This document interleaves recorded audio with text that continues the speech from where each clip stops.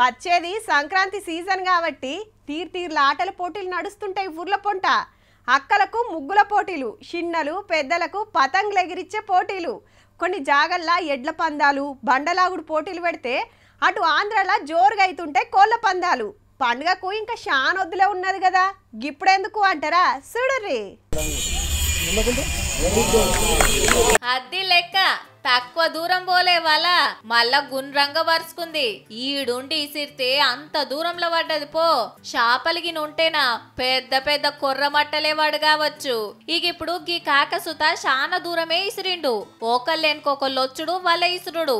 అన్నలొచ్చి ఎంత దూరం పడ్డదని టేప్ పెట్టి కొలుసుడు. ఆవు వల ఇసిరే పోటీలే. పట్నం ముషీరాబాద్ మున్సిపాలిటీ గ్రౌండ్ లా గంగపుత్రులకు వలేసే పోటీలు పెట్టిండ్రు గంగపుత్ర మహాసభ సంఘపోళ్ళు. ఇయాల ప్రపంచ మత్స్య దినోత్సవం అట. చేపలు పట్టేటోళ్ళు దినామింత తగ్గుతుండే వరకు కుల వృత్తిని కాపాడుకుంటానికి ఇట్లా పోటీలు పెట్టిండ్రట. గంగపుత్రులను మొత్తము అన్యాక్రాంతం చేస్తున్నారు. అసలు చేపలు పట్టేవారే గంగపుత్రులు. ఇతర కులస్తులు ఓన్లీ వాళ్ళ జీవనం కోసమే తప్ప ఇది మా వృత్తి, మా జీవనాధారం కూడా ఇదే కాబట్టి దీన్ని కాపాడుకోవాలి.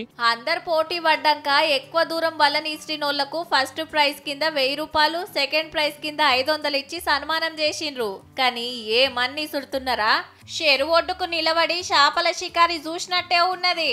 తెప్పల పోటీలు చూసినాం, పడవల పోటీలు చూసినాం, ఇప్పుడు వల ఇసిరే పోటీలు అన్నట్టు.